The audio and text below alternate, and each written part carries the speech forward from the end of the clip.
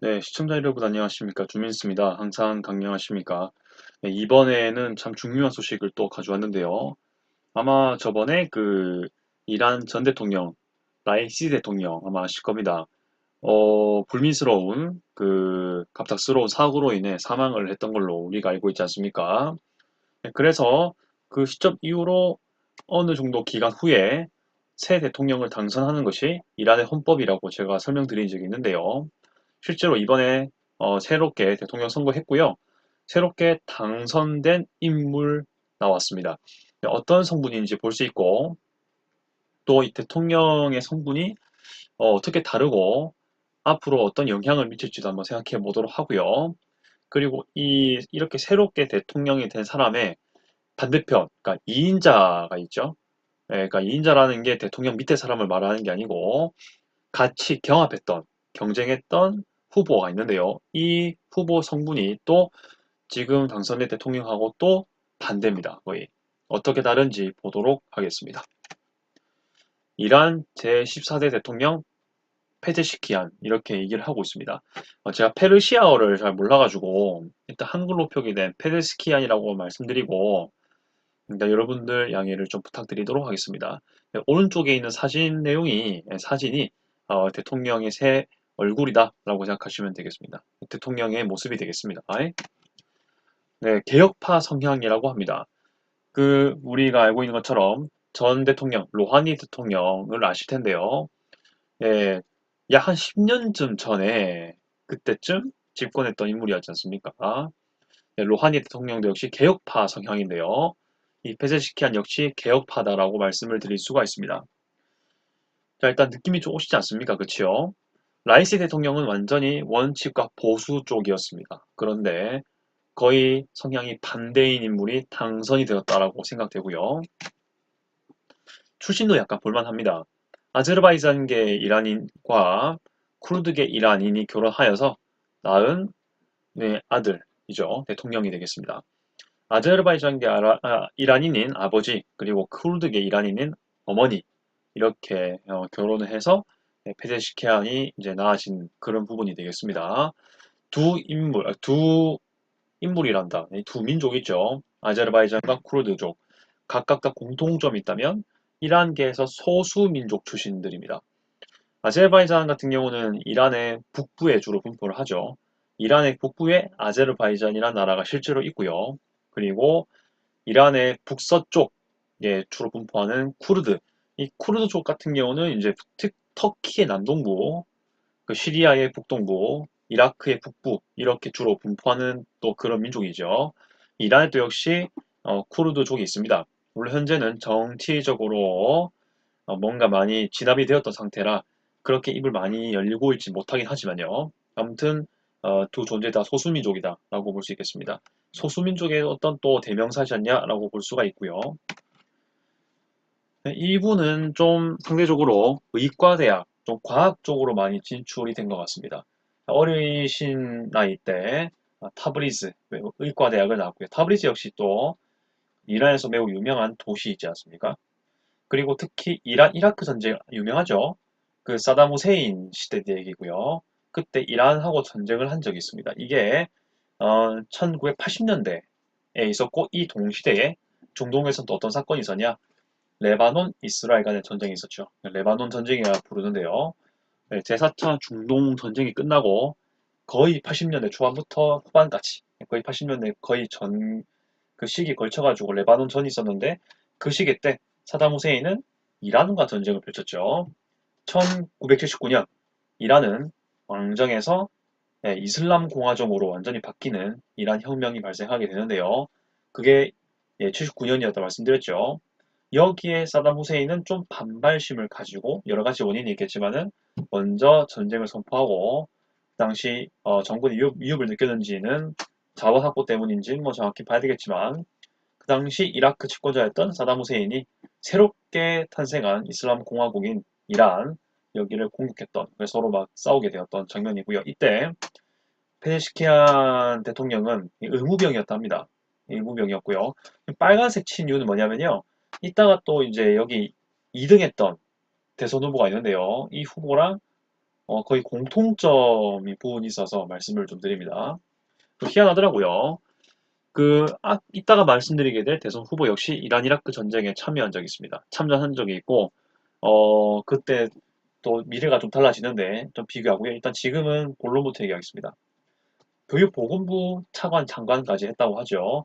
이런 식으로 뭔가 이과 계열, 보건 계열로 좀 진출했지 않느냐 이렇게 좀 보아지는 것입니다. 그다음 네, 이 페제시키안을 지지하는 사람들 중에 유명한 케이스가 하산 로하니 전 대통령입니다.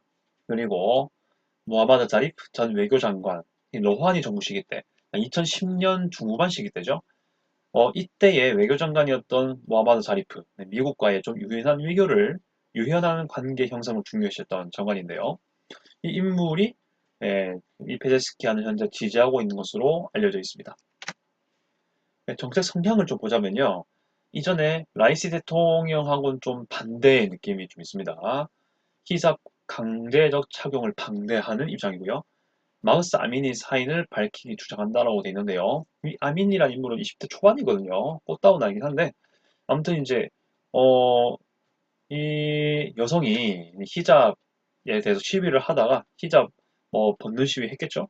그것 때문에 잡혀갔습니다. 그래서 어떻게 되는지 모르겠지만 그 잡혀간 이후에 며칠 후에 사망했거든요. 네, 그 과정에서 어떻게 사망했는지를 반드시 밝혀라.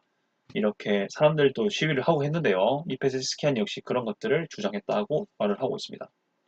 대개 이제 경찰이나 이런 종교 경찰이겠죠. 이런 쪽들이 뭐 고문 같은 걸 해서 사망했을 것이라는 얘기가 많은데 일단 정확하게 밝혀진 건 없습니다. 아무튼 그렇게 주장할 부분이 있다는 거, 이 인물이 말을 하고 있고요. 이란 핵 합의에 대한 복원을 얘기하고 있습니다. 서방과 협력을 해서 좀 절차를 잘 밟아서 복원하자 이렇게 얘기를 하고 있고요. 서방 세계와의 유연한 외교 정책을 추구한다 이렇게 말을 하고 있습니다. 네, 일단 그 로하니 전 대통령하고 비슷하게 봐야 될 게 왜냐면요. 이게 핵을 무조건 포기하자라는 거랑은 좀 다른 개념이거든요. 사실 이란의 웬만한 정치가라면요. 핵을 포기하고 싶겠습니까? 그렇죠? 사실은 여기서 어떤 저의 좀 의견인데 로하니 대통령 역시 핵을 하지 말자 이런 얘기는 아니 이런 생각하지 않았을 겁니다. 일단 지금은 그 이란의 경제가 어려우니까 서방과 좀 협력을 해서 경제 제재를 좀 풀고 경제 개발시키고 그리고 좀 뭔가 뒷과정에서 핵을 좀 개발할 여지를 만들면 좋지 않을까 이렇게 갈 가능성도 꽤 있다는 거죠. 그런 게 아마 페제시키안도 비슷한 생각을 하지 않을까. 네, 이란 핵합의 복원과 서방 세계와 유연한 외교 정책이 무조건 핵 포기 이거랑은 좀 다를 수가 있다는 점. 이건 제 생각입니다. 제 의견이 좀 들어가 있는데요. 아무튼 그렇게 좀 볼 수가 있고 일단 먼저는 서방에게 뭔가 유화적인 부분, 외교 정책을 유연하게 펼치자 이렇게 얘기를 하려는 것 같습니다. 네. 그럼으로써 젊은 층의 지지를 유도한 게 아닌가 제 생각을 좀 넣어봤습니다. 이번에 2등을 했던 2인자로 되었던 대선 후보에서 떨어졌던 근데 유력했죠? 보수파 경쟁자 사이드 잘릴리에 대한 설명도 간단히 하겠습니다. 네, 보수파 유력했던 보수 진영 후보였고요. 이번에 이제 아까 말씀드렸던 이 인물 네, 패제시키안에 의해서 일단 대통령은 되지 못했습니다. 자, 근데 좀 이력이 있죠. 어마무시합니다. 이슬람 혁명수비대에 입대를 했었고요. 거의 이란은 군대가 두 개로 크게 나눠져 있는데 정규군이랑 이슬람 혁명 수비대로 나눠져 있습니다. 이것도 약간 배경 설명이 약간 필요한데요. 1979년 이란 혁명이 발생했다 했죠. 왕정 국가였다가 이슬람주의 공화국으로 바뀌었다고 했습니다. 이때 새롭게 정권 잡았던 신의 힘을 빌린다, 뭐 이슬람의 힘을 빌린다라고 얘기를 하는 아야톨라라는 명칭 있죠. 신의 부름을 받은 자. 네. 이 아야톨라라고 부르는 그 당시에 호메인이라는 인물이 있었습니다.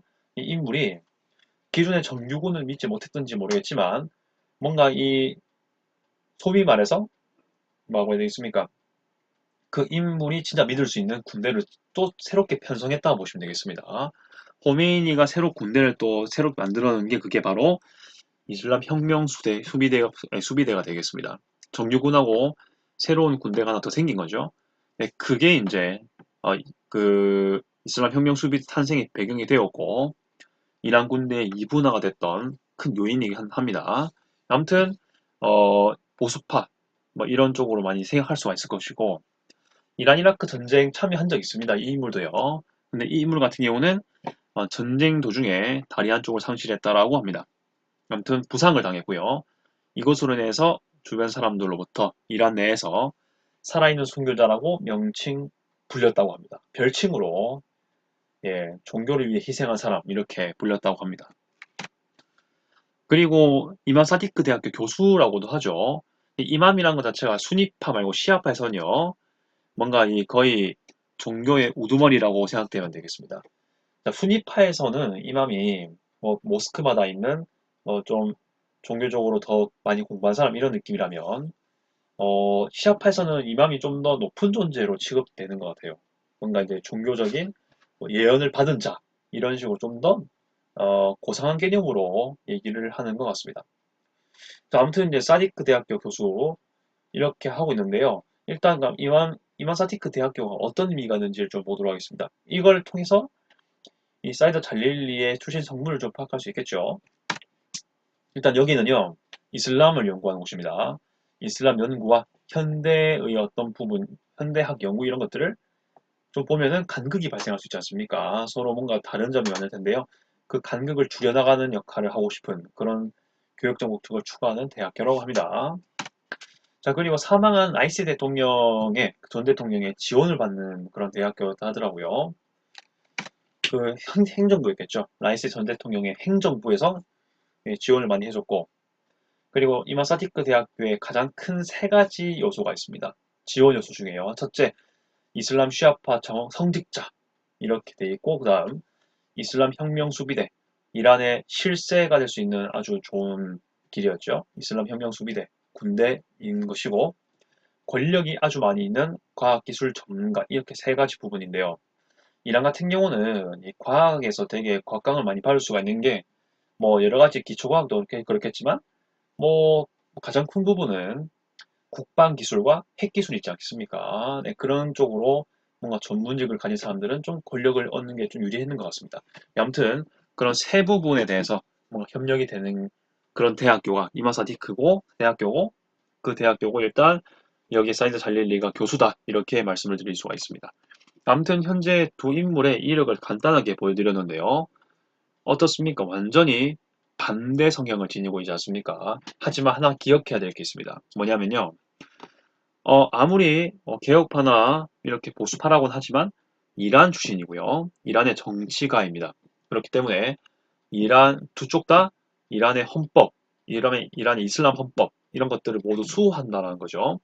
특히 현재 대통령이 있다고 하지만 가장 이란의 높은 지위가 누굽니까? 최고 지도자 아야톨라입니다.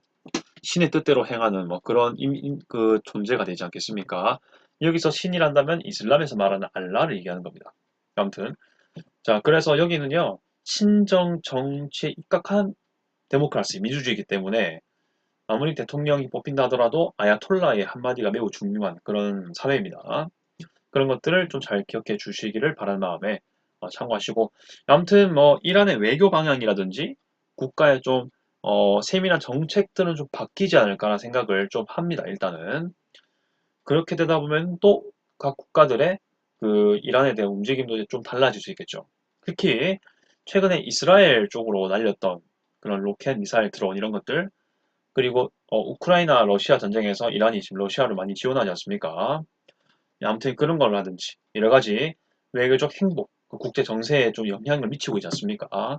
그러한 흐름에서 뭔가 그 조금 미약하게나마라도 약간 다른 면으로 흘러가지 않을까 생각을 합니다. 그런 면이 있고 하지만 대통령의 한계가 있다는 점, 최고 지도자가 아니기 때문에 그래도 한계는 있을 것이다 라고 말씀을 하면서 드리면서 마무리 짓는 걸로 하겠습니다. 네, 여러분 생각은 어떠신지요? 새롭게 개혁파 출신 소위 그 옛날 대통령이었던 하산 로하니 전 대통령과 비슷한 출신 성분인 인물이 당선되었습니다. 앞으로의 미래도 계속 지켜보는 마음에 계속 중동 소식 알려드릴 것이고요. 앞으로도 관심과 시청 부탁드리겠습니다. 이상 분석 끝내겠습니다. 주인스였습니다. 뉴스.